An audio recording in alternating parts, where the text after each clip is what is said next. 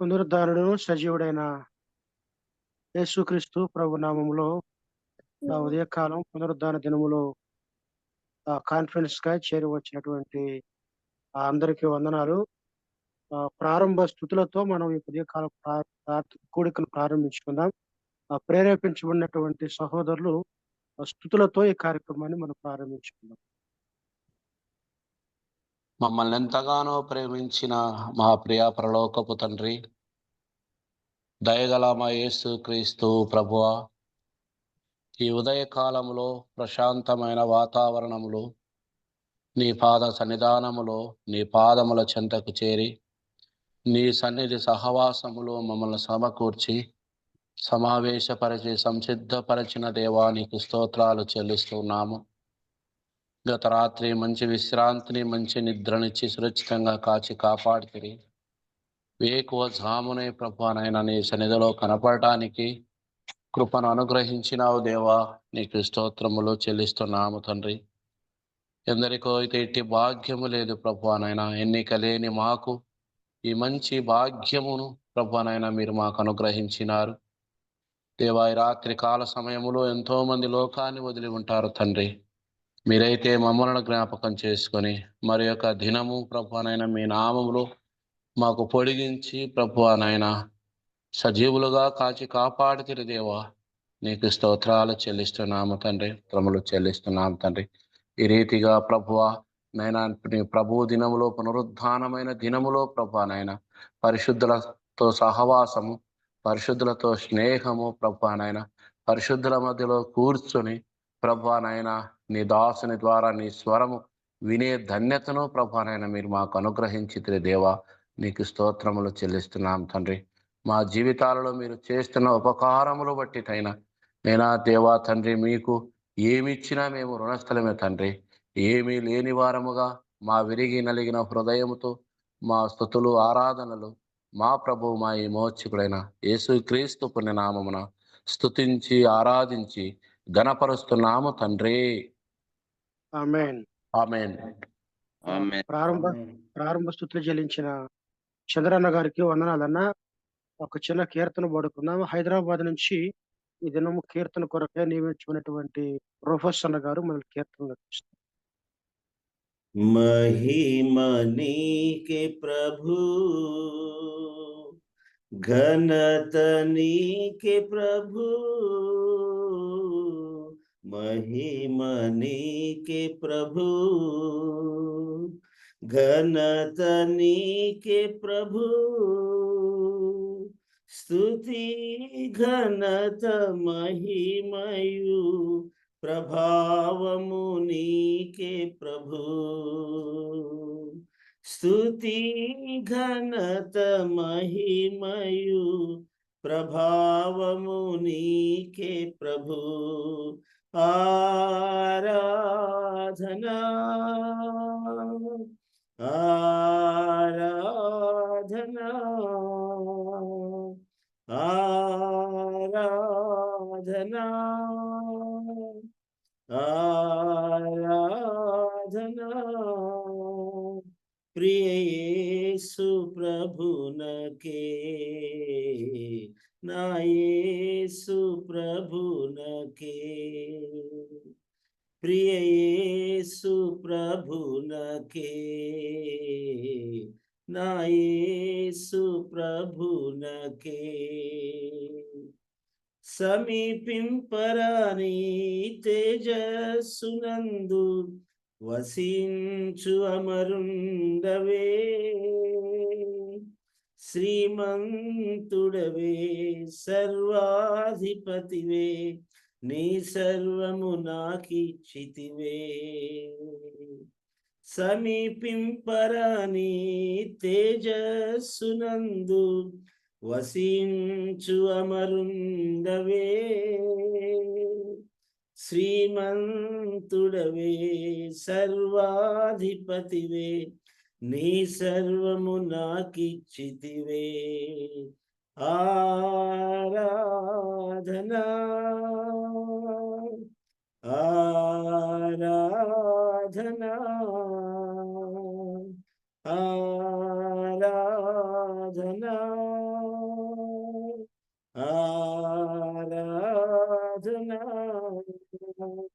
ప్రియ యేసు ప్రభునకే, నా యేసు ప్రభునకే, ప్రియ యేసు ప్రభునకే, నా యేసు ప్రభునకే. ఎంతో ప్రేమించి నాకయ్యే తెంచి ప్రాణము నర్పించితివే, విలువైన రక్తం చిందించి నన్ను విమోచించితివే. ఎంతో ప్రేమించి నాకయ్యే తెంచి ప్రాణము నర్పించితివే, విలువైన రక్తం చిందించి నన్ను విమోచించితివే.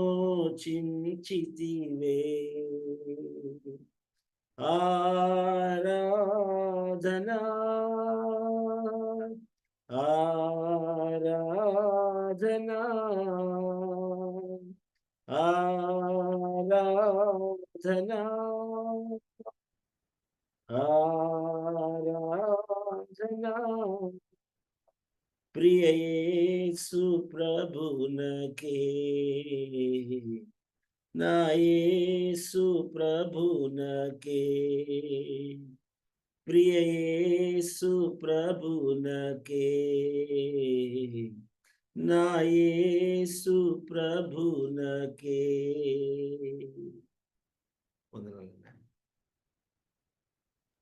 అన్నా వందనాలన్నా.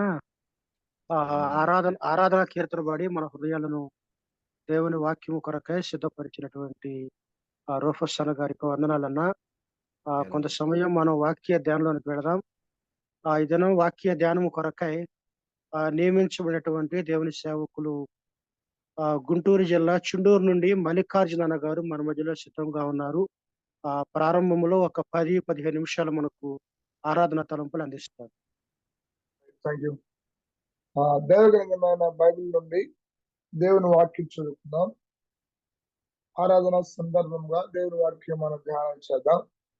ఆదికాండము 2వ అధ్యాయము 21వ వచనం చదువుతున్నాను.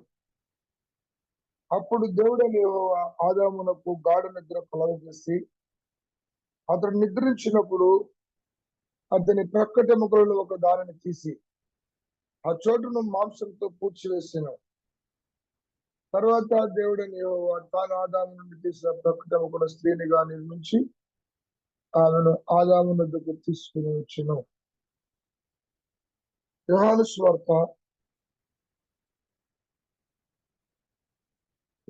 సువార్త మరొక వచనం మనం చదువుకున్నాం. యోహాను సువార్త 20వ అధ్యాయము 25వ వచనం చదువుతున్నాను. గనుక తక్కిన శిష్యులు మేము ప్రభువును చూచితిమని అతనితో చెప్పగా అతడు నేను ఆయన చేతుల్లో మేకుల గుర్తును చూచి నా వ్రేలు ఆ మేకుల గుర్తులో పెట్టి నా చెయ్యి ఆయన ప్రక్కలో ఉంచితేనే కాని నమ్మనని వారితో చెప్పెను. 8 దినములైన తర్వాత ఆయన శిష్యులు మరలా లోపల ఉన్నప్పుడు తమ వారితో కూడా ఉండెను. తలుపులు మూయబడి ఉండగా యేసు వచ్చి మధ్యలో నిలిచి మీకు శుభము కలుగును గాక అనెను. తర్వాత తోమాను చూసి నీ వ్రేలు ఇది చాచి నా చేతులు చూడుము, నీ చెయ్యి చాచి నా ప్రక్కలో ఉంచి అవిశ్వాసివి కాక విశ్వాసమైనవనెను. అందుకు తోమా ఆయనతో నా ప్రభువా నా దేవా అనెను. నా ప్రభువా నా దేవా అనెను. చదువుబడిన ఈ లేఖన భాగాల ద్వారా ఈ కాన్ఫరెన్స్ లో ఉన్నటువంటి విమోచింపబడిన పరిశుద్ధులు మనందరి ద్వారా మన ప్రియ ప్రభు యేసు క్రీస్తు ప్రభువునకు తండ్రి అయిన దేవునికి మహిమ ఘనత కీర్తి ప్రభావములు కలుగును గాక. ఆమేన్. ప్రియ దేవుని బిడ్డలారా, ఉదయకాలం దేవుని వాక్యం మనం చదువుకున్నాం. బైబిల్ గ్రంథంలో మొదటి పుస్తకమైన ఆదికాండము 2వ అధ్యాయంలో ఒక వచనం చదివాం. అలాగే కొత్త నిబంధనలో సువార్తల్లో ఆఖరి పుస్తకం మన యోహాను సువార్తలో 20వ అధ్యాయంలో 1-2 వచనాలు మనం చదివాం. గమనించండి వచ్చిన భాగాలను. ఆది కాండము 2వ అధ్యాయంలో దేవుడు సమస్తాన్ని కలగ చేశాడు. ఆఖరికి మానవుడైనటువంటి మొదటిగా మానవుడైన ఆదామును కూడా ఆయన సృజించాడు. ఒంటరిగా ఉన్న ఆదామును ప్రక్కటెముకలో నుండి ఆదాముకు గాఢ నిద్ర కలగచేసి ప్రక్కటెముకను తీసి ఒక స్త్రీనిగా ఆయన చేశాడు. గమనించండి, ఆదాము ప్రక్కటెముకను తీసింది వాస్తవం, ప్రక్కటెముకలో నుండి స్త్రీని చేసింది వాస్తవం. కానీ ఆదాముకి తనకు గాయమైనట్లు ఆదాముకు తెలియలేదు. కానీ ఆదాము గాయాలు ఆదాము కనబడలా. గమనించాలి. ఆ చోటును మాంసంతో పూడ్చివేశాడు. కానీ యోహాను సువార్త 20వ అధ్యాయంలో మనం గమనించినప్పుడు ఆయన గాయాలు కనబడుతూ ఉన్నాయి. యేసయ్య గాయాలు కనబడుతూ ఉన్నాయి. తోమా అన్నాడు, ఒకరోజు ప్రభు పునరుద్ధరణైన తర్వాత తన శిష్యులు ప్రార్థనా స్థలంలో ఉంచి ఉండగా ఆయన ప్రత్యక్షమయ్యాడు. కానీ ఆ దినం తోమా లేడు. తోమా లేనప్పుడు మిగిలిన శిష్యులందరూ ఉన్నారు. వారు తోమాతో చెప్పారు, తోమా నువ్వు లేవు, కానీ ప్రభు వచ్చాడు. మేము కనులారా ఆయన చూసాం. ఆయన ఇలా ఉన్నాడు. ఓ ప్రభువుని గురించి, ఆ పుణ్యమూర్తి పునరుద్ధరణను గురించి వారు ఎంతో ప్రశంసిస్తూ ఉండగా, గణపరుస్తూ ఉండగా తోమ కూడా అయ్యో నేను లేకపోతేనే ఇంత గొప్ప భాగ్యాన్ని కోల్పోతున్నా అని ఆ తోమ చింతించాలి, పశ్చాత్తాపడాలి. కానీ ఆ పని చేయకపోగా ఒక మాట అంటాడు, నేను నమ్మను. మరి ఎలా నమ్ముతావు? ఆయన గాయాలు చూడాలి. ఆయన ప్రక్కలో నా గాయాలు, నా చేతులు, ఆయన గాయపడినటువంటి ఆ రంధ్రాలను నా చేతులు పెట్టాలి, నా వేళ్ళు పెట్టాలి, అప్పుడే నేను చూస్తాను, నమ్ముతానన్నాడు. యేసు ప్రభువు వారు మరలా ప్రత్యక్షమయ్యాడు. గమనించండి, తోమా కొరకు మాత్రమే ప్రత్యక్షమయ్యాడు. తోమా, ఇదిగో నా గాయాలు, నీ వేలు ఇటు చాచి నా చేతులు చూడుము, నీ చెయ్యి చాచి నా ప్రక్కలో ఉంచి అవిశ్వాసి కాక విశ్వాసమై ఉండుము అనను. యేసు ప్రభువు వారి గాయాలు అలానే ఉండిపోయాయంట. నిజమే, ఆయన గాయాలు నేటికి కనబడుతున్నాయి. యేసు ప్రభువు వారు పరలోకములో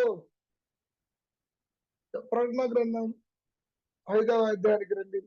ప్రకటన గ్రంథం 5వ అధ్యాయానికి రండి. ఈ లోకంలోనే కాదు, పరలోకములో కూడా ఆయన గాయపడినట్లుగానే మనకు కనబడుతున్నాడు. ప్రకటన గ్రంథం 5వ అధ్యాయము 4వ వచనం, ఆ గ్రంథము ఇప్పుడుకైనను చూచుటకైనను యోగ్యుడవడను కనబడినందున నేను బహుగా ఏడ్చుచుండగా ఆ పెద్దలలో ఒకడు ఏడవకము, ఇదిగో దావీదుకు చిగురైనటువంటి యూదా గోత్రపు సింహము 7 ముద్రలు తీసి ఆ గ్రంథమును విప్పుటకై జయము పొందినని నాతో చెప్పెను. మరియు సింహాసనములకు 4 జీవులకు పెద్దలకు మధ్యన వధింపబడినట్లుండిన గొర్రె పిల్ల నిలిచి ఉంటే చూచుతునే. గమనించండి, సింహాసనం ఉన్నది పరలోకములో, 4 జీవులు ఉన్నాయి, 20 పెద్దలు ఉన్నారు, కోటాను కోట్ల ప్రజలు. వారి లెక్క కింద చదివితే కోటాను కోట్ల ప్రజలు ఉన్నారు. వారందరూ కూడా వధింపబడినట్లున్న గొర్రె పిల్ల ఐశ్వర్యమును, గమనించండి, గొర్రె పిల్ల జ్ఞానమును, గొర్రె పిల్ల ఘనతయు, గొర్రె పిల్ల మహిమయు స్తోత్రము పొంద నరుడని గొప్ప స్వరముతో చెప్పుచున్నాడు. గమనించండి, యేసయ్య మనందరి కొరకు భూలోకానికి వచ్చాడు. సర్వ మానవాళి కొరకు భూలోకానికి వచ్చి మన పాపాన్ని పరిహరించి నిన్ను నన్ను నీతిమంతులుగా చేయటం కొరకు ఆయన కలవరి శిలువలో పెట్టి మధ్యాహ్నం వేళ వధింపబడ్డాడు. ఆయన మనల్ని ప్రేమించాడు, మన కొరకు తన ప్రాణాన్ని దారపోశాడు, రక్తమంతా చిందించాడు, పాపము నుండి శాపము నుండి మనల్ని విమోచించాడు రక్షకుడు యేసు ప్రభువు వారు. ఆదాము గాయాలు, ఆదాము కడవడలా మీరు గమనించండి. కొందరు రక్తాన్ని చూస్తే పడిపోతాయి. నేను ఇప్పుడు దైవ సేవకుడుగా దేవుని సేవ చేస్తున్నాను. ఒకప్పుడు డాక్టర్ గా పనిచేసిన దినాలలో ఎవరైనా చిన్న గాయాలు పడితే రక్తం చూస్తే వెంటనే కళ్ళు తిరిగి కింద పడిపోయేవారు. నిజమే, చాలా మందికి రక్తం చూస్తే భయం వేసింది, పడిపోతారు. ఆదాము గాయం, గమనించాలి మాట, ఆదాము గాయం, ఆదాము కడవడలో మాంసంతో పూడ్చివేశాడు. కానీ యేసయ్య మన కొరకు గాయాలు పొందాడు. మొదటి మానవుడు ఆదాము గాయం ఉంది, స్త్రీని నిర్మించాడు. గమనించండి, ఆదాము ప్రక్కటముకులో నుంచి ఒక స్త్రీని మాత్రమే ఆయన నిర్మించాడు. గమనించండి మాట, ఆ మాంసాన్ని, ఆ గాయాన్ని మాంసంతో పూడ్చివేసినట్లుగా మనం స్పష్టంగా చూడగలుగుతున్నాం. కానీ యేసయ్య గాయాలు కోటాను కోట్ల మంది ప్రజలను, కోటాను కోట్ల ప్రజలను రక్షించింది. ఆయన గాయపరచబడ్డాడు, ఆయన కొట్టబడ్డాడు, ఆయన తిట్టబడ్డాడు, ఆయన అవమానపరచబడ్డాడు. నేను నా పాప పరిహారం తరపు స్నేహితులారా, పేతురు రాసిన పత్రికలో మనం గమనిస్తున్నాం. ఎందుకు ఆయన గాయపరచబడ్డాడు, ఎందుకు ఆయన అవమానపరచబడ్డాడు, ఎందుకు తృణీకరింపబడ్డాడు. ఆయన మహాదేవుడు, పాపము లేని పవిత్రుడు, పరిశుద్ధుడు ఆయన. మరి ఎందుకు మన కొరకు ఇంత గొప్ప త్యాగం చేశాడంటే గమనించండి. పేతురు రాసిన పత్రికలు అంటాడు, భక్తుడైన పేతురు అంటాడు, మనలను దేవుని వద్దకు తెచ్చుటకు ఆయన మాంసయుక్తమైన దేహంలో ఒక్కసారి శ్రమ పడ్డాడు. ఓ ఎంత అద్భుతమైన, నిన్ను నన్ను, దేవునికి దూరమైన నిన్ను నన్ను, అవిశ్వాసులుగా ఉన్న మనలను, పాపాత్మలుగా ఉన్న మనలను దేవుని వద్దకు తెచ్చుటకు యేసయ్య గాయపరచబడ్డాడు, యేసయ్య అవమానపరచబడ్డాడు, యేసయ్య సిలువేయబడ్డాడు. ఆయన గాయాలు చూసారా? యోహాను సువార్తలో మొదటి అధ్యాయంలో మనం చూస్తున్నాం. భక్తుడైన యోహాను అంటాడు, యేసు ప్రభువుని చూచి, ఇదిగో లోక పాపమును మోసుకొని పోవు దేవుని గొర్రె పిల్ల అంట. అవును కదా, ఎన్నో గొర్రె పిల్లలు ఆ వీధిలో వస్తా ఉన్నాయి, ఎన్నో మందలు వస్తా ఉన్నాయి. ఏ గొర్రె పిల్లని చూసి ఇది దేవుని గొర్రె పిల్ల అని భక్తుడు పలకల. గమనించాలి, పాపము లేని పవిత్రుడు రక్షకుడు యేసు ప్రభువు దారిలో వచ్చినప్పుడు చూసి ఇది లోక పాపం మూసుకొని పోవు దేవుని గొర్రె పిల్ల అని అలాంటి లోకానికి పరిచయం చేశారు. అవును, భూలోకంలో పాపమైన వాళ్ళ కొరకు వధింపబడినట్లు నాకు గొర్రె పిల్ల యేసయ్య పరలోకంలో కూడా అలానే ఉన్నాడట. ఎంత అద్భుతమని యోహాను సువార్త 5వ అధ్యాయంలో పరలోకపు ఆరాధనను మనం గమనిస్తున్నాం. ఆరాధన భూలోకంలో ఉండిద్ది, ఆరాధన పరలోకంలో ఉండిద్ది. సువార్త భూలోకంలో ఉండిద్ది, పరలోకంలో సువార్త వినబడదు. అక్కడ నీతి మంతులే ఉంచారు, నమ్మిన వాళ్ళే అక్కడ ఉంచారు. కాబట్టి అక్కడ సువార్త ఉండదు. కానీ గమనించండి, భూలోకంలో ఆరాధన ఉంది, పరలోకంలో ఆరాధన ఉంది. వారు గమనిస్తే 10వ వచనం అనుకుంటా, వారు అక్కడ ఏముండిద్దంటే వారు గొర్రె పిల్ల, వధింపబడినట్లున్న గొర్రె పిల్ల శక్తియు, 12వ వచనం, వారు వధింపబడినట్లున్న గొర్రె పిల్ల శక్తియు, ఐశ్వర్యమును, జ్ఞానమును, బలమును, ఘనతయు, మయముయు, స్తోత్రమును పొందనరుడు అని గొప్ప స్వరముతో చెప్పుచుండేది. ప్రియా దేవుని బిడ్డలారా, ఉదయకాలం గమనించండి. వధింపబడినట్లుగా గొర్రె పిల్ల కనబడుతూ ఉంది అక్కడ. వధింపబడినట్లుగా గొర్రె పిల్ల ఉంది, సింహాసనంలో ఉంది, తండ్రి అయిన దేవుడే ఉన్నాడు, 24 పెద్దలే ఉన్నారు, 4 జీవులే ఉన్నాయి, కోటాను కోట్ల పరిశుద్ధుల మధ్య వధింపబడినట్లున్న గొర్రె పిల్ల కనబడింది. గమనించండి, నీవు యోగ్యుడు అయ్యా, నీవు పూజ్యుడు అయ్యా. వధింపబడినట్లుగా గొర్రె పిల్లతో వారు పలుకుతున్న మాట, గొర్రె పిల్ల శక్తి, గొర్రె పిల్ల మహిమ, గొర్రె పిల్ల ఘనత, గొర్రె పిల్ల ఐశ్వర్యము. ప్రియా పరిశుద్ధులారా, ఉదయం మనం ఆరాధనకు సిద్ధపడుతున్నాం. మన మధ్య వధింపబడిన గొర్రె పిల్లకు దేహానికి గుర్తుగా ఆయన రొట్టె మన మధ్య ఉంటుంది. ఆయన దేహానికి గుర్తుగా ఆయన రొట్టె ఉంటుంది. ఆయన చిందించిన అమూల్యమైన రక్తానికి గుర్తుగా ఆయన పాత్ర మన మధ్య ఉంటుంది. ఆ రొట్టెను చూచినప్పుడల్లా, ఆ పాత్రను చూచినప్పుడల్లా, ఆ ప్రభు వల్ల మన కళ్ళ ముందు కనబడుతున్నప్పుడల్లా ఆయన మన కొరకు బలి అయిపోయాడని, నేను ఆ పాప పరిహారం కొరకు కలవరి శిలలో అమూల్యమైన రక్తం కార్చి నిన్నను విమోచించాడని జ్ఞాపకాలు తెచ్చుకొని ఆ పుణ్యమూర్తి పాదాలెదుట మనం సాగిలపడాలి. ఆయన గాయాలు స్నేహితులారా, నీ విమోచనకు, నా విమోచనకు, మన రక్షణకు గుర్తుగా ఆయన గాయాలు నేటికి కనబడుతున్నాయి. నేటికి ఆయన గాయాలు కనబడుతున్నాయి. గాయపరచబడిన ప్రభుని మనం గమనిస్తాం. ఆయన ఎవరు? ఆయన గొప్పతనం అండి. ఆయన అవసరమా? ఆయన గాయాలు పొందడం అవసరమా? ఎవరో ఆయన కొత్తగలరండి. మహాదేవుడు ఆయన మానవుని కొరకు మానవుని కొరకు ఒక మానవుడిగా వచ్చి అప్పగించుకున్నాడు. గమనించండి, మన కొరకు ఆయన అప్పగించుకున్నాడు. మరొక వచ్చిన జ్ఞాపకం చేస్తాను.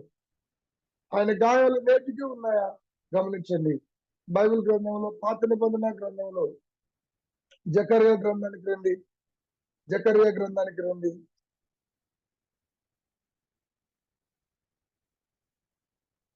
13వ అధ్యాయము 5వ వచనం నేను చదువుతున్నాను. జకర్యా గ్రంథం 13వ అధ్యాయము 5వ వచనం. నీ చేతులకు గాయములేమని వారు అడుగగా వాడు, ఇవి నన్ను ప్రేమించిన వారి ఇంట నేనుండగా నాకు కలిగిన గాయములని చెప్పును. మీరు గమనించండి, యేసయ్య గాయాలతో ఉంటాడంట. ఆ పుణ్యమూర్తి, తమా ఇదిగో నా గాయాలు చూడుము, నీ చేతులు సాచి నా గాయాల్లో పెట్టు. తమా గుండె పగిలిపోయింది. తమా గుండె పగిలిపోయింది. అవిశ్వాసం తొలగిపోయింది. విశ్వాసముతో నిండిపోయింది. హృదయము వేదనతో నిండిపోయింది. ప్రభు పాదాలెదుట సాగిలపడ్డాడు. నా ప్రభువా, నా దేవా అన్నాడు. నా ప్రభువా, నా దేవా అన్నాడు. ఆయన పాదాల మీద పడ్డాడు. ఒక మాట గమనించండి, ఆ ప్రభు గాయాలు చూసి ఇశ్రాయేలు అడుగుతారట అన్నాడు. జకర్యా గ్రంథంలో మనం చదివాం. ఏమిటా గాయాలు? మనకి ఎవరికైనా చిన్న గాయం అయితే మన బంధువులు, మన స్నేహితులు, మన ఆత్మీయులు అడుగుతారు, ఏంటయ్యా ఆ గాయం ఏంటని అడుగుతారు కదా. ప్రభువును కూడా అడిగారు, ఏమిటయ్యా గాయాలు అడిగినప్పుడు ప్రభు అంటాడంట, నేను ప్రేమించిన వారి ఇంట ఉన్నప్పుడు. ఆ మాట మన హృదయాన్ని కలవరపరుస్తా ఉంది. గమనించండి, ఈ మాట చదువుతున్నప్పుడు నా గుండె, నా హృదయం ఆవేదనతో నిండిపోతా ఉంది. ప్రియ స్నేహితులారా, ప్రభు పలికిన మాట, నేను ప్రేమించిన వారి కొరకు నేను పొందిన గాయాలు. ఓ ఎంత అద్భుతం అండి!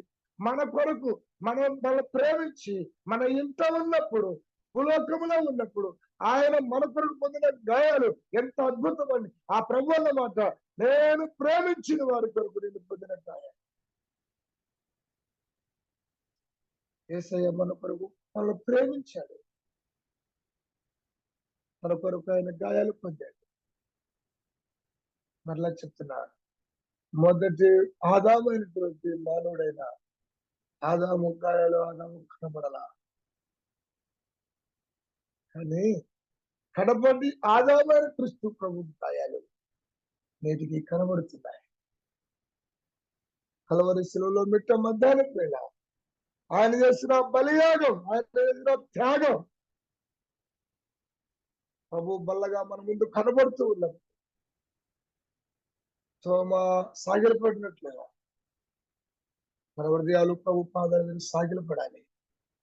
ఆయన గొప్పతనాన్ని, ఆయన ఐశ్వర్యం, ఆయన ఘనత, ఆయన మహిమ, ఆయన ప్రభావం తలపోసుకుంటూ ఆ పుణ్యమూర్తిని ఆరాధిద్దాం. నా ప్రభు, నా దేవా, నా కొరకు ఇంత గొప్ప త్యాగం చేసావా, నా కొరకు బలి అయిపోయావా. ప్రభుని ప్రశంసిద్దాం, ప్రభుని ఘనపరుచుదాం. ఆయన గాయాలు మన కళ్ళ ముందు కనబడుతున్నాయి. ఆయన దేహానికి గుర్తుగా మన ఎదుట వెంటే ఉంది. మనకు ఆయన రక్తానికి గుర్తుగా ఆయన పాత్ర మన ఎదుట ఉంది. ఆ పాత్ర నిన్ను నన్ను విమోచించిన పాత్ర, నిన్ను నన్ను పరిశుద్ధులుగా చేసే రక్తానికి గుర్తుగా ఉంది. యాజకులుగా రాజులుగా చేసిన ఆ రక్తం ఆ గుర్తుగా మనకుంది. యేసయ్య చేసిన గొప్ప త్యాగాన్ని జ్ఞాపకం చేసుకుంటూ ఆయన కనపరుద్దాం, ఆయన తోడుదాం. ప్రభువు నామున హృదయపూర్వకమైన అర్పణములతో కృతజ్ఞత అర్పణలు అర్పిస్తూ ఆయన గణపరిచి ఆయన మహిమపరుచుతున్నాక గాయములన్ మన కొరకై పొందేను క్రీస్తు ప్రభు, మన అతిక్రమ క్రియలను బట్టి మరణలుగా కొట్టబడెను. మన అతిక్రమ క్రియలను బట్టి మరణలుగా కొట్టబడెను. తాను పొందిన దెబ్బల ద్వారా స్వస్థత కలిగే మనకు. తాను పొందిన దెబ్బల ద్వారా స్వస్థత కలిగే మనకు. గాయములన్ మన కొరకై పొందేను క్రీస్తు ప్రభు.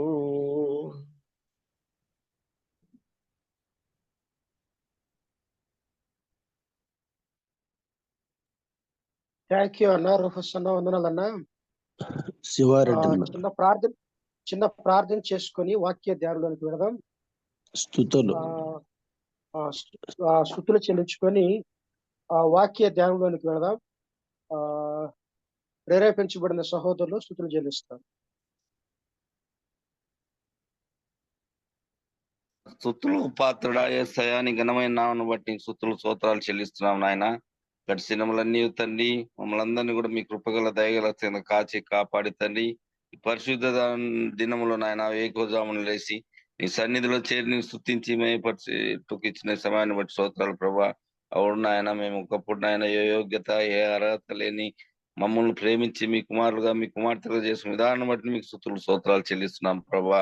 అంతేకాదు నాయన, పరలోకంలో వేలాది దూతల మధ్య 24 పెద్దల మధ్య నాయన నిత్యము పరిశుద్ధుడు అని కొనియాడబడుతున్న మీరు తండ్రి, మిమ్మల్ని మీరు తగ్గించుకొని దాసుని స్వరూపం ధరించి నాయన దేవుని స్వరూపం ధరించి లోకానికి వచ్చి అనేక బాధలు, నిందలు, శ్రమలు మా కొరకు మీరు ఆ కలవరిశిలో పొందినారు తండ్రి.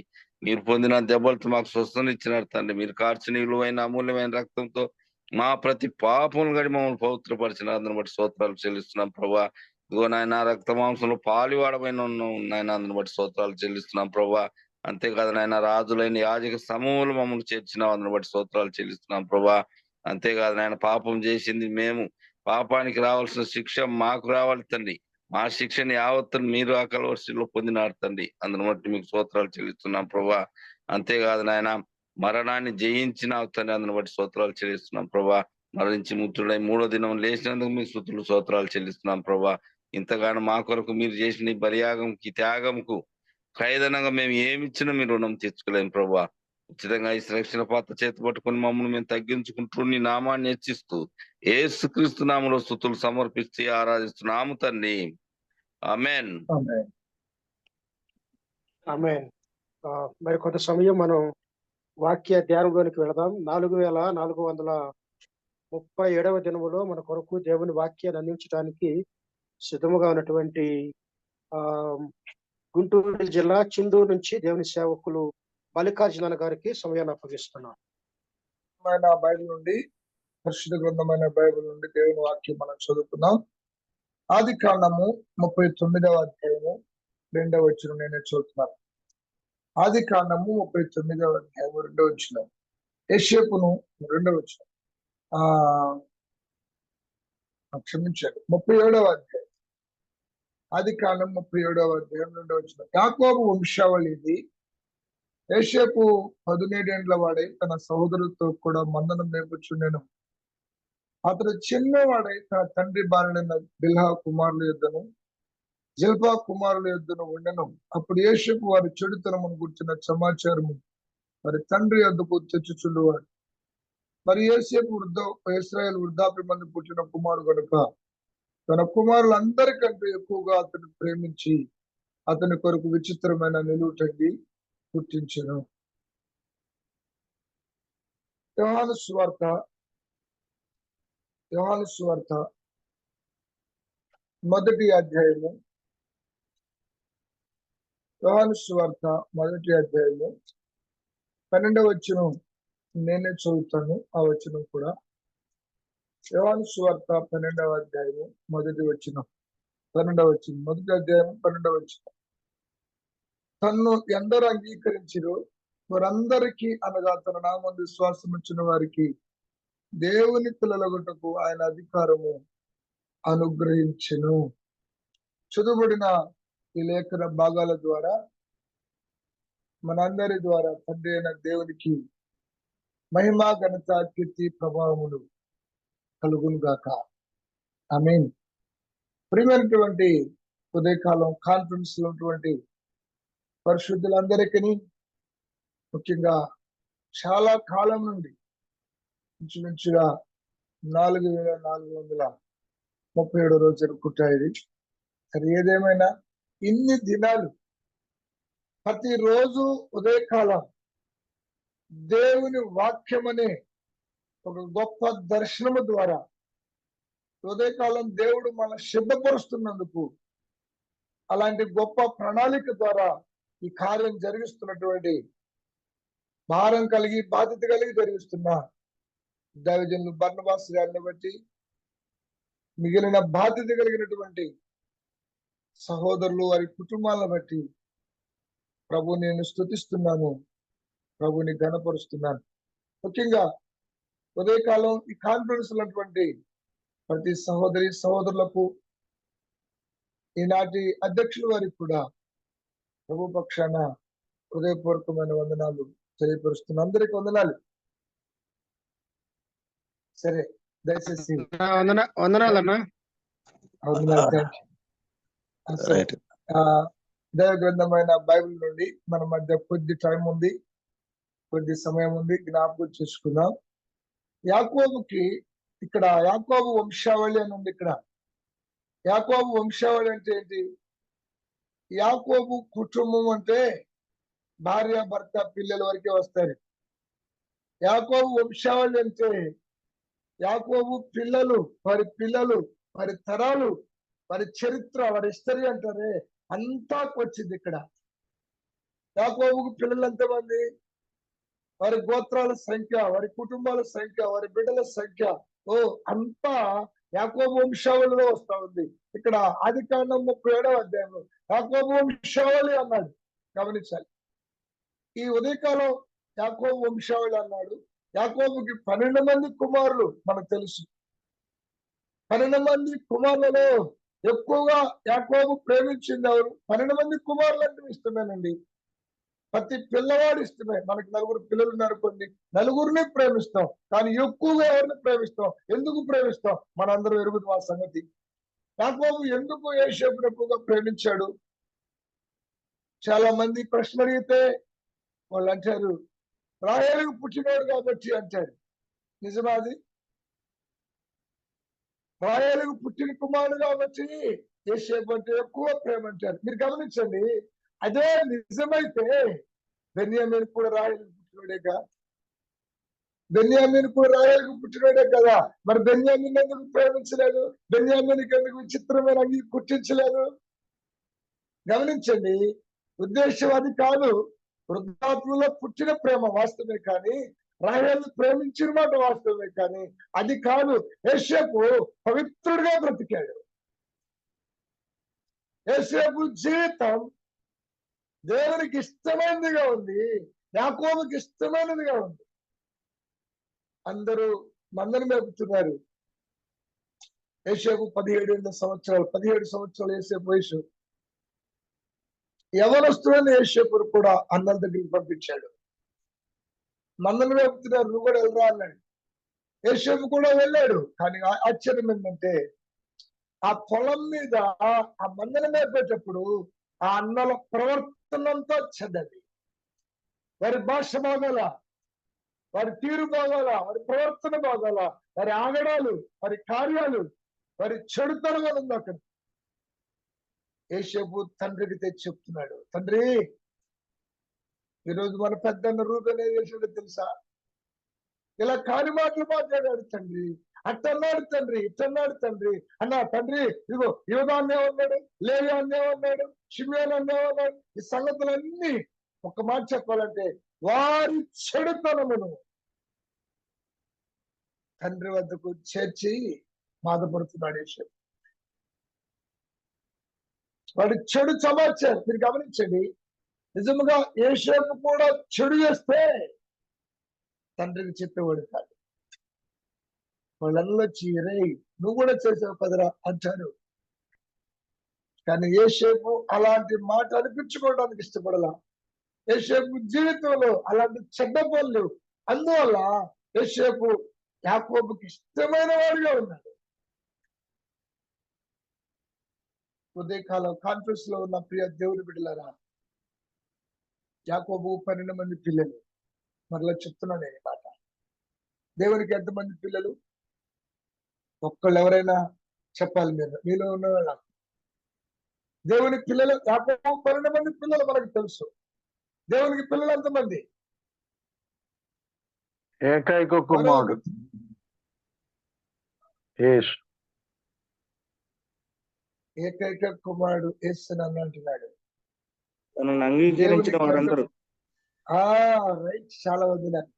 యేసు దేవునికి పిల్లలు ఎంతమంది అంటే యేసు ప్రభు కుమారుడే, కానీ అది కాదు ఇక్కడ చెప్పింది. తన్ను ఎందరూ అంగీకరించిరో వారందరూ దేవుని పిల్లలండి. దేవుని పిల్లల సంఖ్య కోట్ల కొలదిగా ఉంది. యాకోబు పిల్లల సంఖ్య 12 మంది, కొద్ది మంది. అర్థమైందా? కానీ వారిలో యోసేపు దేవునికి ఇష్టమైన వాడిగా కనబడుతున్నాడు. దేవుని ఘనపరిచేవాడిగా కనబడుతున్నాడు. దేవుని మహిమపరిచేవాడిగా, తండ్రికి ఇష్టమైన వాడిగా కనబడుతున్నాడు. కారణం ఏంటంటే చెడు లేని వాడు. దేవునికి ఎంతో మంది ఉన్నారు పిల్లలు, విశ్వసించిన వారందరూ. లోకంలో ఉన్న వాళ్ళంతా దేవుని పిల్లలు కాదు, వారు దేవుని పిల్లలు అనబడరు. యేసు ప్రభుని ఎంతమంది అంగీకరించారు వారందరికీ ఒక అధికారం, వీడు దేవుని కుమారుడు, ఈయన దేవుని కుమార్తె, ఒక సర్టిఫికెట్ దేవుడు మంజూరు చేశారు. స్నేహితులారా, తను ఎందరూ అంగీకరించారు వారందరికీ దేవుని పిల్లలు అని పేరుంది. అలాగైతే దేవుని పిల్లలుగా ఉన్న మనము దేవుని ఘనపరుస్తున్నామా? మంచి వార్త దేవుని వద్దకు తెస్తున్నామా? తండ్రి వద్దకు, తండ్రి ఈరోజు నీ పని చేశానయ్యా, అదిగో కొన్ని ఆత్మలు సంపాదించానయ్యా చెప్పగలుగుతున్నావా? రాత్రికి ప్రభు పాదాలకు ఉండగలుగుతున్నావా? ఆయన సంతోషపెడుతున్నావా? ఒకరోజు ఆదాము క్షమించాడు, యాకోబు పిల్లలు యాకోబు ముందు నిలబడ్డారు. ఎంతమంది? 12 మంది. యాకోబు పిల్లలు 12 మంది యాకోబు ముందు నిలబడ్డారు. చదువుతున్నాను, ఆదికాండం 49వ అధ్యాయం 3వ వచనం చదువుతున్నాను.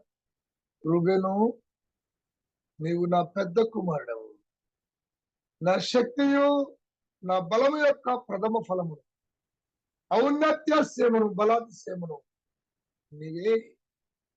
నీళ్ల వలె చంచలుడవై నీవు అతిశయం పొందవు. నీ తండ్రి మంచం మీదకి ఎక్కి దానిని అపవిత్రము చేసి ప్రియా దేవుని బిడ్డలారా, యాకోబు తన 12 మంది పిల్లలు పిలిచాడు. 12 మంది యాకోబుని నిలబడ్డాడు. పెద్ద కొడుకు రూబెనుతో అంటాడు, రూబెను, నువ్వు నా పెద్ద కుమారుడు. నిజంగా మనకు కుమారుడు పుడితే ఎంత ఆనందం అనిపిస్తామండి. ముందు వివాహమైన తర్వాత మొదటి కొడుకు ఎంత గర్విస్తామో, ఎంత ఆనందపడతామో, ఎంత సంతోషపడతామో. నా పెద్ద కొడుకు గర్విస్తాం. అవును కదండి, నిజమే. ఇక్కడ ఒక 10 మంది పిల్లలు పుట్టారు అనుకోండి. ఒక తల్లికి మొదటి బిడ్డకు సమృద్ధిగా ఉంటాయి పాలు. ఆమె బలము అంతా దోచుకుంటాడు. ఆఖరి పుట్టాడే బిడ్డ, ఎవరో కూడా ఆఖరి పుట్టాడే వాడు చాలా బలహీనుడిగా వచ్చాడు. కారణం ఏంది? ఈ బలం లేదు, ఈ పాలు లేవు వాడికి. అర్థమైందా? శక్తి లోపంతో పుడతాడు. గమనించండి, అంటే ఆ బలం ఉండదు. ఇప్పుడు రూబేనుతో ఉన్నాడు, ఎదురుగా ఉన్నాడు. రూబేను, మన పెద్ద కొడుకువి, నువ్వు పుట్టినప్పుడు ఎంత ఆనందపడ్డాను, ఎంత గర్వించాను. నా బలమును అనుకున్నా, నా అక్షయం అనుకున్నా, నా ఉన్నతిము నువ్వు అనుకున్నా, నా ప్రథమ ఫలము నువ్వు అనుకున్నా, నా బలము యొక్క ప్రథమ ఫలము నువ్వు అనుకున్నా, నా ఔన్నత్యము, నా ఘనత, బలాక్షయము నీవే అనుకున్నా. యాకోబు రూబేను, కానీ నీళ్ళ వలె చంచలుడు అయిపోయావు. నీ ప్రవర్తన, నీళ్లు చూడండి, ఎడుబడితే ఊగిపోతాయి, ఇటు కావలిస్తే వెళ్ళిపోతాయి. నువ్వు చంచలుడు అంటే అర్థం ఏంటంటే నువ్వు స్థిరుడు కాదు.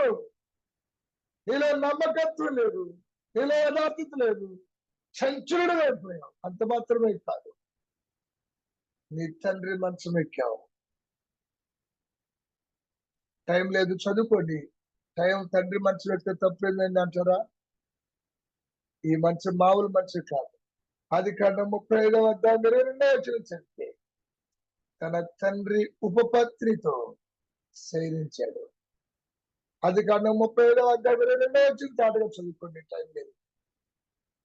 తన తండ్రి ఉపపత్ని అంటే రూబేనుకు కూడా తల్లి తర్వాత తల్లి, తన తల్లి అయింది, కానీ ఆమెతో శయనించాడు. ఎంత పాపం అండి! గమనించండి, ఒక తండ్రి గుండె రోధించింది, వేధించింది, గాయపడింది, కుమ్మిలిపోయాడు. ఎంత వేదన చెందాడు తండ్రి. పుట్టినప్పుడు ఎంత ఆనందపడ్డాడండి, ఎంత గర్వించాడండి. నా పెద్ద కొడుకు నా పుట్టాడు, రండి బంధువులు పిలుచుకొని విందు చేసి ఆనందించాడు. అందరితో ఆనందం పంచుకున్నాడు.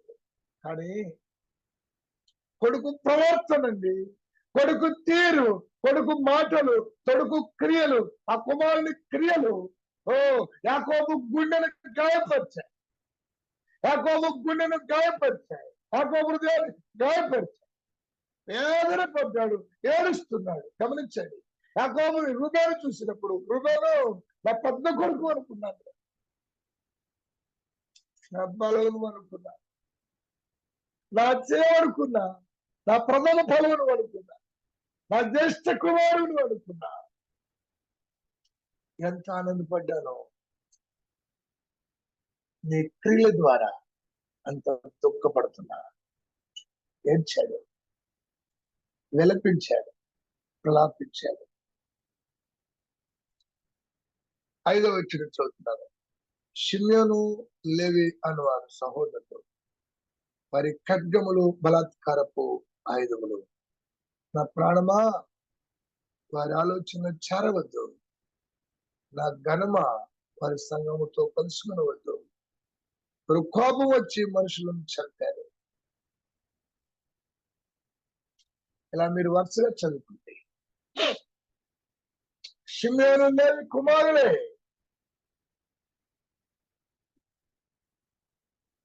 నా ప్రాణమా వారితో చేరవద్దు. ఆజ్ఞనండి నిర్గమాకాండము 20వ అధ్యాయంలో దేవుని ఆజ్ఞది ఏదది? నరహత్య చేయకూడదు. దేవుని ఆజ్ఞ. అయ్యో ఈ నా కుమారులే ఆజ్ఞ మీరారు. ఓ హత్య చేశారు, నరహత్య చేశారు.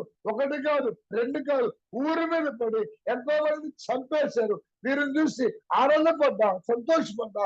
ఓ ఊరి మీద పడ్డాడు. నా ప్రాణమా వారితో చేరవద్దు, వారితో చేరవద్దు. నా ప్రాణమా వాటిని కలుసుకోవద్దు. యాకోబు ఎంత వేదన పడ్డాడు. మీరు దైవ గ్రంథం బైబిల్ చదువుకోండి. ఒక్కొక్కరి గురించి కుమిలిపోయాడు. కానీ యోసేపు దగ్గరికి వస్తే ఆనందపడ్డాడు. యోసేపు భుజమే చేసుకుంటాడు. యోసేపు నువ్వు ఫలించడి కొమ్మవయ్యా, పూట యొద్ద ఫలించడి కొమ్మవు.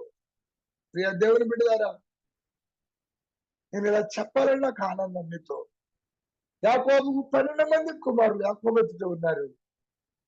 12 మందిలో 11 మంది యాకోబుని అవమానపరిచారు.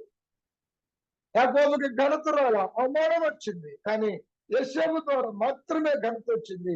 యోసేపు మాత్రమే ప్రియ కుమారుడుగా ఉన్నాడు. ఎందుకు? చెడు చేయని వాడు. ఒకరోజు యోసేపు దగ్గరికి పాపం వచ్చింది, స్త్రీ వచ్చింది, ఆమె పట్టుకుంది. ఎన్నో సార్లు శోధించింది, కాదన్నాడు, వద్దన్నాడు. కానీ పట్టుకున్నాడు. పట్టుకుంది. ఆ తువాలు కండవ ఉంది యోసేపు మెడలో, అలా పట్టుకుంది.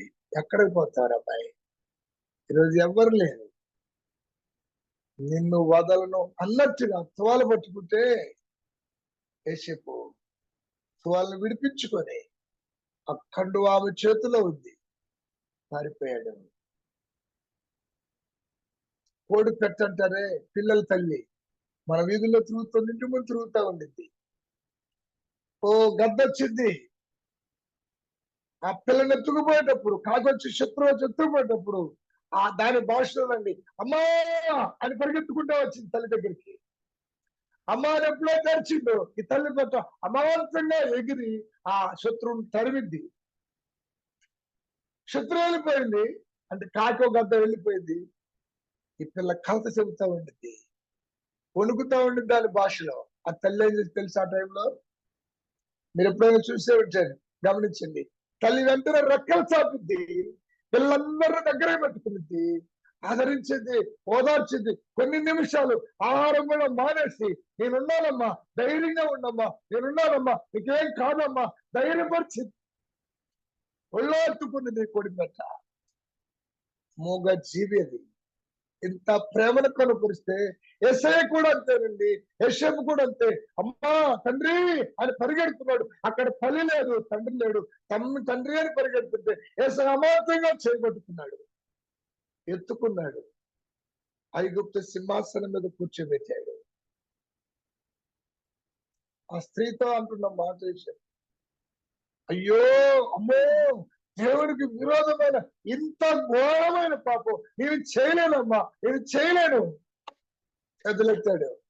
దేవుడికి విరోధమైన కార్యాలు పిల్లరా మనం చేస్తున్నామా? మన మాటలు ఎలా ఉన్నాయి? మన ప్రవర్తన ఎలా ఉంది? మన పద్ధతులు ఎలా ఉన్నాయి? దేవుడైన తండ్రి అయిన దేవునికి అవమానం చేస్తున్నావా? మన ద్వారా గడపరుస్తున్నావా? మన పద్ధతులు, మన మాటలు, మన క్రియలు, మన చూపు దేవుడికి ఎలా ఉంది? గడపరుస్తున్నామా? దేవుడికి అవమానం చేస్తున్నా. యాకోబు కుమారులు 12 మంది ఎదురుగా ఉన్నారు. ఒక దినం నీవు నేను సర్వలోక పరిశుద్ధులు, విమోచనమైన వారు, అంగీకరించిన వారు, కుమారులుగా కుమార్తెలుగా ఉన్నవారు అందరూ ఒక దినం ప్రభు ఎదురు నిలబడాలి. కొరింథీ పత్రికలు అంటాడు కదా, 2 కొరింథీ 5 10 అనుకుంటా అంటాడు కదా. దేహముతో జరిగించిన క్రియలు మంచివైనా సరే చెడ్డవైనా సరే ప్రతి వాడు క్రీస్తు న్యాయపీఠం ఎదుట ప్రత్యక్షం కావాలి. ప్రతి వాడు క్రీస్తు న్యాయపీఠం ఎదుట ఉండాలి, ప్రత్యక్షం కావాలి. మనమందరం ప్రభు ఎదుట ఒక దినం ప్రత్యక్షం కావాలి. ప్రియ స్నేహితులారా, దేవుని బిడ్డలారా, ప్రభు ఎదుట నిలబడాలి, ప్రభు ఎదుట నిలబడాలి. కానీ ఎలా ఉన్నాం? మన ప్రవర్తన ఎలా ఉంది? మన కార్యాలు ఎలా ఉన్నాయి? మన క్రియలు ఎలా ఉన్నాయి? టైం లేదు, ఒక్క వచ్చిన చదువుతాను. చాలా సంగతులు ఉన్నాయి, కానీ ప్రభు చిత్తమై మరోసారి అవకాశం ఇస్తే ఆ వచ్చిన మనం చదువుకుందాం. తర్వాత ఇదే చరిత్ర మనం చాలా సంగతులు ఉన్నాయి, దాన్ని ధ్యానం చేద్దాం. పాత నిబంధనలో ఆఖరి పుస్తకము మలాకి గ్రంథంలో ఒక మాట చదువుకుందాం. చాలా సంగతులు ఉన్నాయి, దయచేసి ఈ విషయం గమనించండి. మలాకి గ్రంథం 2వ అధ్యాయము, మలాకి గ్రంథం 2వ అధ్యాయము 11వ వచనం చదువుతున్నాను. 2వ అధ్యాయం 11వ వచనం చూడండి. యూదా వారు ద్రోహులైరి ఇశ్రాయేలుల మధ్య యెరూషలేములోనే ఏ క్రియలు జరుగుచున్నవి.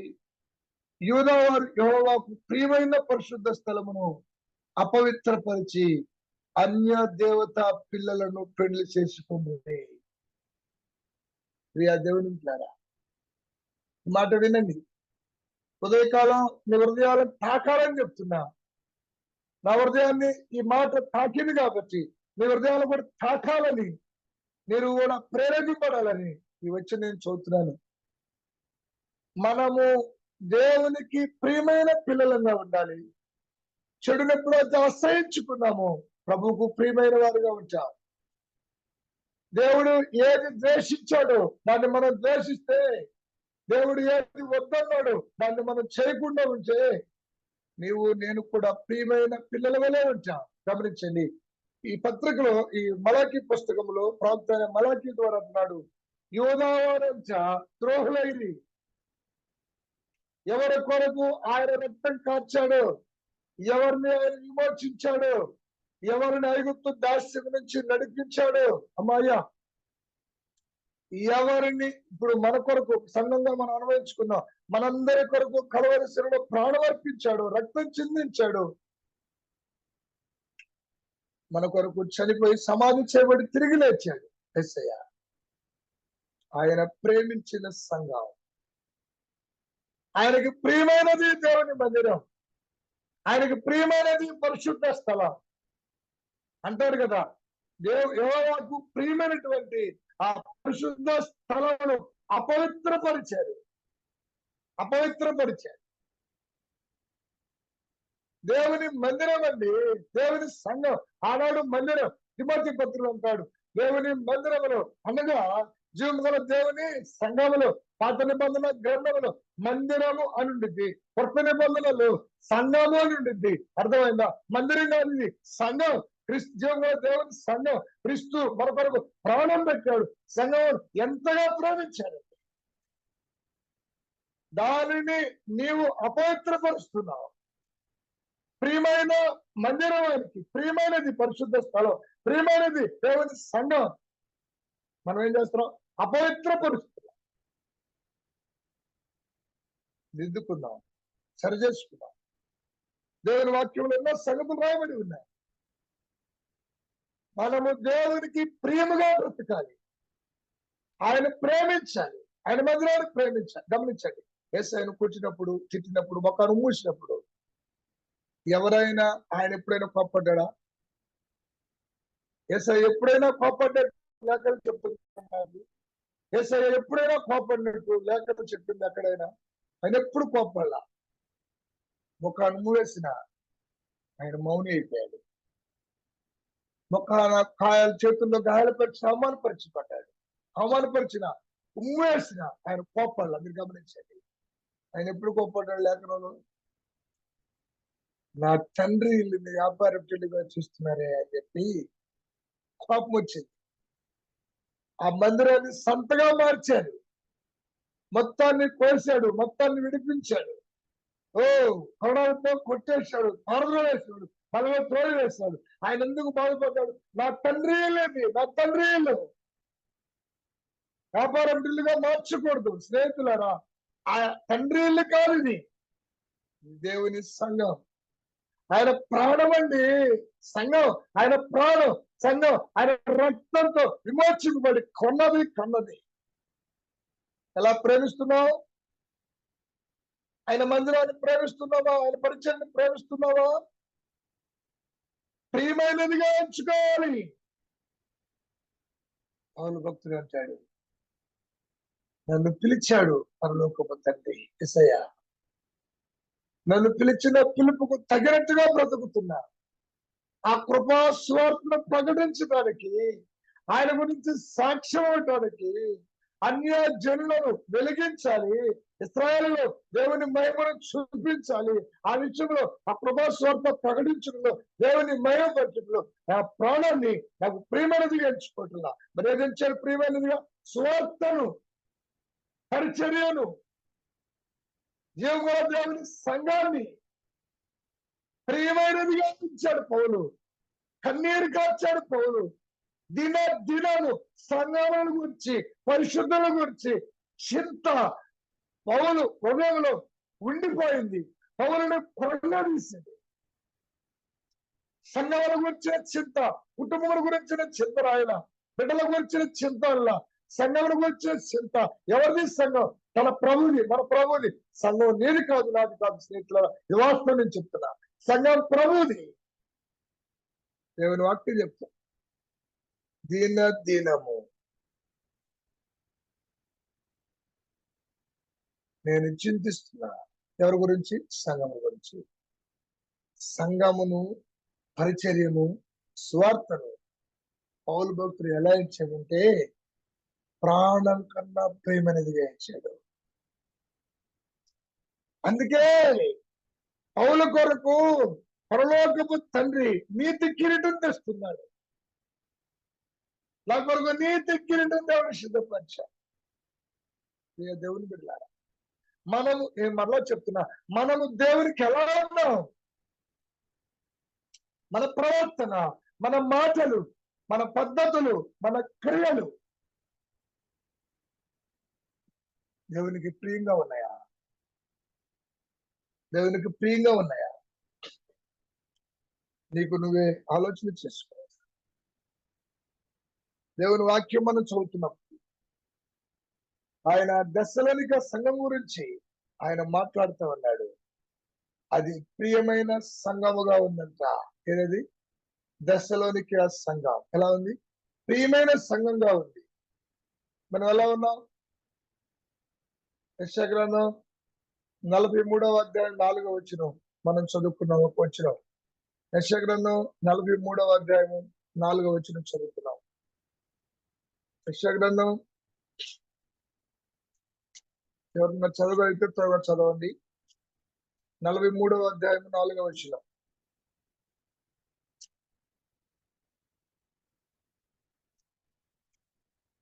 యెషయా గ్రంథం 43వ అధ్యాయం 4వ వచనం. నీవు నా దృష్టికి ప్రియుడవైనందున గనుడవైతివి. నేను నిన్ను ప్రేమించుచున్నాను గనుక నీకు ప్రతిగా మనుషులను అప్పగించుచున్నాను. నీ ప్రాణములకు ప్రతిగా జనములను అప్పగించి ఉన్నాను. భయపడకము, నేను నీకు తోడై ఉన్నాను. అమ్మాయ్యా, ఈ మాట మన హృదయాలను పరిశుద్ధాత్మని ద్వారా తాకుందాక. యాకోబు గురించి దేవుడు మాట్లాడుతున్నాడు, నీవు నాకు ప్రియుడై ఉన్నావు. యాకోబు ఒప్పుకున్నాడు, దిద్దుకున్నాడు. ఇక దాని పాత జీవితాన్ని దేవుడు తవ్వడు. దావీదు కూడా తప్పు చేశాడండి.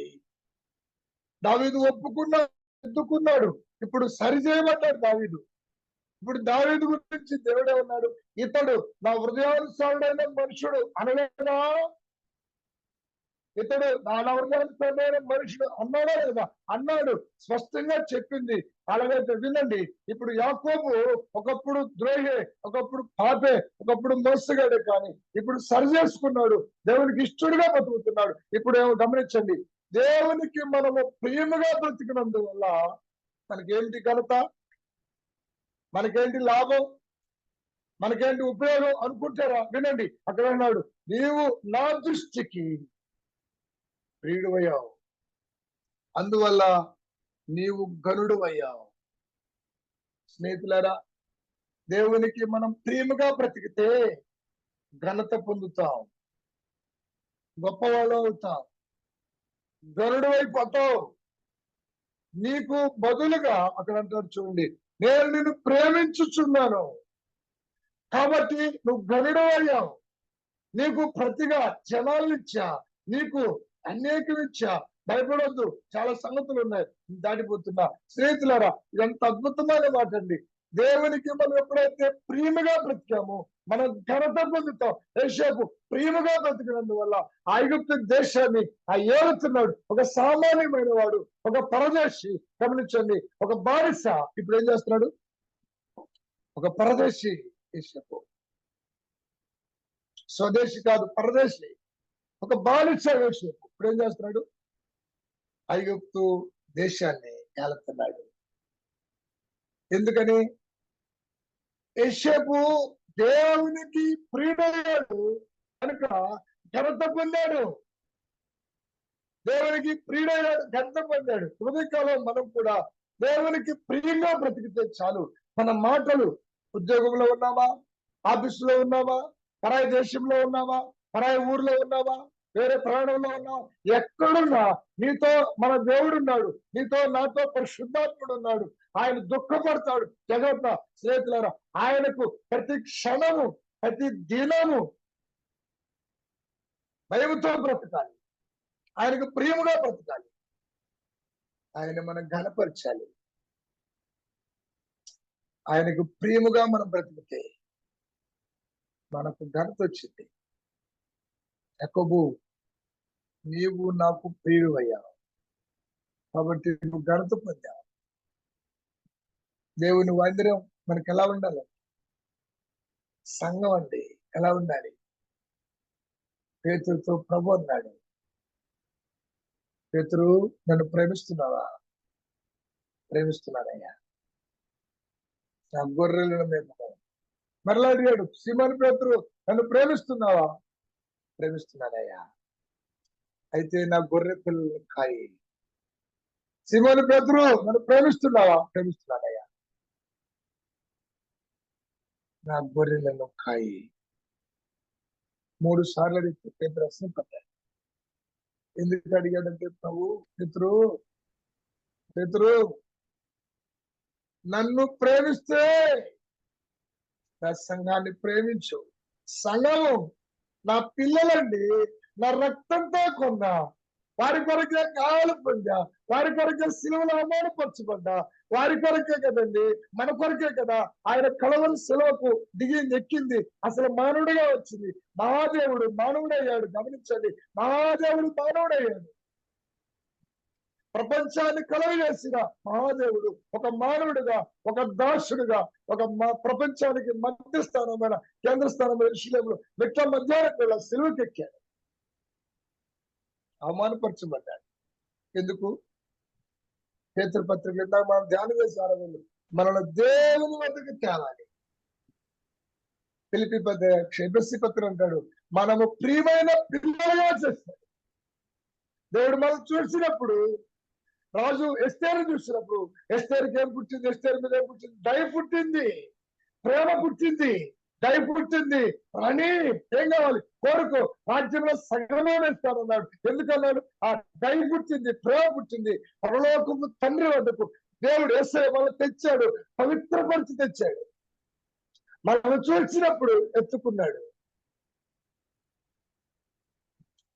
యాకోబు యోసేపు పిల్లలను చూసినప్పుడు హత్తుకున్నాడు, దీవించాడు. ఎవరి పిల్లలు? దేవుడు నాకు ఇచ్చిన పిల్లలు. ద్వేషించలా, తృణీకరించలా, హత్తుకున్నాడు, దీవించాడు. స్నేహితులారా, మనము కూడా ఆ ప్రభు అంటున్నాడు, పేతురు సంఘం, సంఘాన్ని ప్రేమించు. నన్ను ప్రేమిస్తే నా పిల్లల్ని ప్రేమించు. వీరి కొరకు అవమానపరచబడ్డా, వీరి కొరకు కొట్టబడ్డా, వీరి కొరకు శ్రమపడి చనిపోయి సమాధించబడి తిరిగి లేచా, వీరు నా పిల్లలు, వీరిని ప్రేమించు. ప్రేమిస్తున్నామా సంఘాన్ని? ఆయనకి ఇష్టమైనదండి సంఘం, ఆయనకి ఇష్టమైనది మందిరం. ప్రేమిస్తున్నామా? ఒక దినం ప్రభు దగ్గర నిలబడతా, దేవుడితో జరిగించిన క్రియలు మంచివైనా చెడ్డవైనా. యాకోబు ముందు 12 మంది పిల్లల్లో పడ్డారు. ఆ తండ్రి ఒక్కొక్కరి గురించి చెప్తూ తలబట్టుకున్నాడు. అయ్యో అయ్యో కుమిలిపోయాడు. యేసేపును చూసి ప్రశంసించాడు, ప్రజలు చేశాడు. గడ్డం పట్టుకుని ఉంటాడు. కుమారుడా, నువ్వు ఫలించడి కుమారా, ఓటేదో ఫలిస్తావు, నువ్వు ఘనత పొందుతావు. కుమారుడు దగ్గరికి వస్తే, యేసేపు దగ్గరికి వస్తే ఆనంద బాష్పాలు కరుస్తున్నాడు. కానీ మిగిలిన పిల్లల దగ్గర కుమిలిపోతున్నాడు. ఇదను మనము దేవునికి ఎలా ఉన్నాం? వాక్య పురుగులు సరిచేసుకోండి. ఒక్క మాట చెప్పి నేను ప్రార్థన చేస్తాను, ముగిస్తాను. మన ప్రియ ప్రభు యేసు ప్రభు కూడా పరలోకపు తండ్రికి ఎలా ఉన్నాడు? ఆయన భూలోకానికి వచ్చాడు కానీ ఎలా ఉన్నాడు? ఆయన అన్నాడు, పరలోకపు తండ్రి అన్నాడు, ఇతడు నా ప్రియ కుమారుడు. యేసయ్యకి ఇచ్చిన మంచి సాక్ష్యం అండి. ఆనాటి లోకం ముందు, ఆనాటి శాస్త్రులు, ఆనాటి పరిచయులు లోకమంతా ఉంచి ఉండగా ఆయన బాప్తిసం పొంది బయటకు వచ్చినప్పుడు పవరం పరిశుద్ధాత్మలే ఆయన మీదకు వాళ్ళగా ఆయన అన్న మాట, ఇతడు ఎవరు? ఆ పవరం వాళ్ళిందే. అతని గురించి ఇతడు నా ప్రియ కుమారుడు, ఇతను ఆనందిస్తున్నా. చెప్పగలవా? నీ గురించి నా గురించి పరలోకము తండ్రి చెప్పగలనా? ఇతడు నా సేవకుడు, ఇతడు నా సంఘ పెద్ద, నా సంఘాన్ని ఏడటానికి ఇతను కొత్తగా నియమించా, ఇతను పరిచారకుడిగా నియమించా, ఇతడు నా పరిశుద్ధుడు. నీ గురించి నా గురించి తండ్రి అయిన దేవుడు ఆనందించగలరా? స్నేహితులారా, ఒక్క నిమిషం ఆలోచించేది. యేసయ్య ఎందుకున్నాడు అలా అంటే ఒకే మాట. యోహాను సువార్త 8:29 అంటాడు, నన్ను పంపిన వాడు నాకు తోడై ఉన్నాడు. నేను ఎల్లప్పుడూ నా తండ్రికి ఇష్టమైన కార్యం చేస్తున్నా. ఎల్లప్పుడు తండ్రికి ఇష్టమైన కార్యం చేస్తాడు యేసయ్య. అందుకే ప్రియమైన వాడు అయిపోయింది, అందుకే ప్రియ కుమారుడు అయ్యాడు, అందుకే అధికారం ఇచ్చాడు. భూలోకమందున పరలోకమందున భూమి పొందిన అన్ని లోకాలలో అన్ని నామాల కన్నా పైనామం ఎవరిది? యేసయ్యది. స్నేహితులారా, ఎందుకంటే ఆయన పరలోకము తండ్రి దృష్టికి ప్రేమగా కనపడ్డాడు. యేసేపును ఎందుకు దీవించాడు యాకోబు? యేసేపు ప్రేమగా కనపడ్డాడు. మనం కూడా పరలోకపు దేవుని దృష్టికి ఎలా ఉన్నాం? ఆయన ప్రియమైనదిగా ఎంచిన స్థానిక సంఘాన్ని, సంఘం పట్ల, పరిశుద్ధుల పట్ల, పెద్దల పట్ల, సేవకుల పట్ల మన ప్రవర్తన ఎలా ఉంది? సరి చేసుకున్నాం. దేవుని దృష్టికి ప్రియమైన వారంగా మనం కూడా ఉండి ఆయన మహిమపరచాలని, నీ కొరకు నా కొరకు సిలువలో ప్రాణం పెట్టి రక్తం కాచి చనిపోయి సమాధి చేయబడి తిరిగి లేచిన మృత్యుంజయుడు మన ఆరాధన దయము విమోచకుడైన యేసు ప్రభు ఎదుట మనందరం నిలబడినప్పుడు మనం చూసి ఆయన సంతోషపడి ఆనందంతో, వీడు నా సేవకుడు, ఇతడు నా సేవకుడు, ఇతడు నా సంఘ పెద్ద, నా సంఘాన్ని తెలియని వాడు, ఇతడు నా సహోదరుడు, ఇతడు నా పరిచారకుడు, నమ్మకంగా చేస్తాడు అని మన గురించి ప్రశంసించి ఆయన మహిమ పొందినట్లుగా మన ప్రవర్తన, మన పద్ధతులు, మన క్రియలు పరిశుద్ధాత్ముడు దేవునికి ఇష్టంగా జరిగించి మనము ఆయనకు మహిమకరంగా బ్రతికి ఆయన సంతోషపరచబడి మనం కూడా ఘనత పొందుదుము కాక. ప్రభు ఈ తలంపుల ద్వారా మహిమ పొందును కాక. ప్రేమతో ఆహ్వానించి అవకాశం కల్పించిన దైవజనుడు బర్నబాస్ గారికి, కాన్ఫరెన్స్ లో ఉన్న ప్రతి సోదరులకు ప్రభు నామన ఈ ప్రభు దినమున హృదయపూర్వకమైన వందనాలు తెలియపరుస్తూ ముగిస్తున్నాను. Thank you all of you. Thank you అన్న. మమ్రే క్రిస్టియన్ అసెంబ్లీ ఒడిచెరువు స్థానిక సంఘం నుండి మరియు మార్నింగ్ కాన్ఫరెన్స్ తరఫున 4437వ దినములో దేవుని వాక్యం అందించినటువంటి దేవుని సేవకులు మల్లికార్జునరావు అన్న గారికి వందనాలన్న. చిన్న ప్రార్థన చేసుకొని ఈ కార్యక్రమాన్ని మనం ముగించుకుందాం. కర్నూలు నుండి ప్రభుదాస్ అంకుల్ గారు ప్రార్థన చేస్తున్నారు.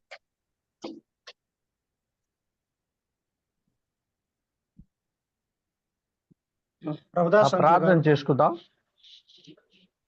చేసుకుందాం. పరిశుద్ధుడైన మా గొప్ప తండ్రి, మా జీవాధిపతి స్తోత్రములు. ఆ విమోచకుడు మా రక్షకుడు యేసుక్రీస్తు నామమున మనం పూజించి స్తుతించి గణపరుస్తున్నాం. పరిశుద్ధ దినములు ఎలా మమ్మల్ని సమకూర్చినందుకు స్తోత్రములు. ఆరాధన తలంపులో వాక్య పరిచయలో మీ గురించి చూపారు. మిమ్మల్ని పూజించి స్తుతించి గణపరిచే కృపను భాగ్యాన్ని ఇచ్చారు. స్తోత్రములు. అయోగ్యులైన మా పట్ల మీరు చూపుతున్న మీ కృపను బట్టి, మీ కనికరమును బట్టి మిమ్మల్ని పూజించి హెచ్చించి గణపరిస్తున్నాం. దయాళుడు, కరుణావాత్సల్యుడు, కృపగల దేవుడు నా స్తోత్రములు. మా పాపము నుంచి, మరణం నుంచి, శాపం నుంచి విమోచించడానికి మీరు వధింపబడిన గౌరవలే మారిపోయారు తండ్రి. సర్వాధికారి వేయండి, సర్వోన్నతులు వేయండి కూడా మిమ్మల్ని మీరు తగ్గించుకున్న విధానం బట్టి స్తోత్రములు. గణపరిచి హెచ్చించుకుని అది సాక్షులుగా జీవించడానికి కృప చూపండి. లేఖనాలు విన్నాం, అలాగూ జీవించడానికి సహాయం చేయమని వేడుకుంటున్నాం. వాక్యం అందించిన నీ దాసులను బట్టి నానా గణపరుస్తున్నాం, బలపరిచి వాడుకోండి. నీ దాసు చేస్తున్న పరిచర్యను అంతటిని మీరు దీవించమని వేడుకుంటున్నా. అలా నడిపించిన నీ దాసులను వాళ్ళను బట్టి కూడా స్తోత్రములు చెల్లిస్తున్నా. నీ దాసుని పరిచర్యను మీరు జ్ఞాపకం చేసుకోండి, కుటుంబాన్ని జ్ఞాపకం చేసుకుని వేడుకుంటున్నా. చేరువచ్చిన ప్రతి బిడ్డ కొరకు ప్రార్థిస్తున్నాం. దైవ సేవకులు, పెద్దలు, ప్రియులు, సహోదరి సహోదరులందరి బట్టి స్తోత్రములు. నానా విశేషంగా ఈ కార్యక్రమం ఎంతో ప్రయాసతో కూడిన పనిని ఈ దాసులు మా ప్రియులు బనబసన్నకు మీరు అప్పగించారు. నమ్మకంగా ఎక్కడున్నా, ఏ స్థితిలో ఉన్నా ఈ జూమ్ యాప్ను, ఈ మార్నింగ్ కాన్ఫరెన్స్ ఇలాగూ నడిపిస్తున్నందుకు స్తోత్రములు. మమ్మల్ని అందరూ ఉదయకాలమే సమకూరుస్తూ తండ్రిని వాక్య సత్యములో ఎంతో ఆనందించి తండ్రి దినదినము తండ్రి ఆత్మీయంగా బలపడటానికి దాసుడు ప్రయాసను బట్టి స్తోత్రములు. తండ్రి ఆయా సమయాలలో ఆయా ప్రాంతాల నుంచి నీ దాసులు తీసుకొచ్చి లేఖనాలు అందిస్తూ మమ్మల్ని తృప్తిపరుస్తున్నందుకు స్తోత్రములు చెల్లిస్తున్నాం. నీ దాసుని కూడా జ్ఞాపకం చేసుకోండి, సంఘాన్ని, కుటుంబాన్ని దీవించండి. రావలసిన న్యాయపరమైన దీవుని మీద దయచేయమని వేడుకుంటున్నాం. సమయంలో మా ప్రియులు తండ్రి మరి ఆదరణ మనవరాలు ప్రార్థిస్తున్నాం. ఆ బిడ్డను జ్ఞాపకం చేసుకోండి నాన్న, మీరు బట్టి తండ్రి స్వస్థపరచమని ప్రార్థిస్తున్నాం. దయగల దేవ, అలాగూ తండ్రి మరి విడబిడ కుటుంబాలను జ్ఞాపకం చేసుకోండి నాన్న. మరి శివారెడ్డి అన్న కుటుంబాన్ని జ్ఞాపకం చేసుకుని ఆదరించి మరి ఓదార్చి లేని కొత్త తీర్చమని ప్రార్థిస్తున్నాం. అలా అవుతండి నీ చిత్తమైతే మా ప్రియులు సరే మరి నాన్న మా ప్రియులు తండ్రి పెద్దల దేవదాన అంకుల ఆరోగ్యం కొరకు కూడా ప్రార్థిస్తున్న జ్ఞాపకం చేసుకొని వేడుకుంటూ మీరు చేసిన మేలను బట్టి, చూపిన కృపను బట్టి స్తోత్రములు చెల్లిస్తున్నాం. నాన్న రాలేని వారిని మరొక స్థలం వారు నడిపించండి. చేరువచ్చిన బిడ్డలందరి బట్టి స్తోత్రములు. దినమున పరిశుద్ధ దినములు తిరిగి మా తండ్రి మందిరాలకు వెళుతుండగా మేము ఆత్మతో సత్యముతో ఆరాధించడానికి, నిన్ను మహిపరచడానికి సకాలములో నీ సన్నిధిలో కనబడి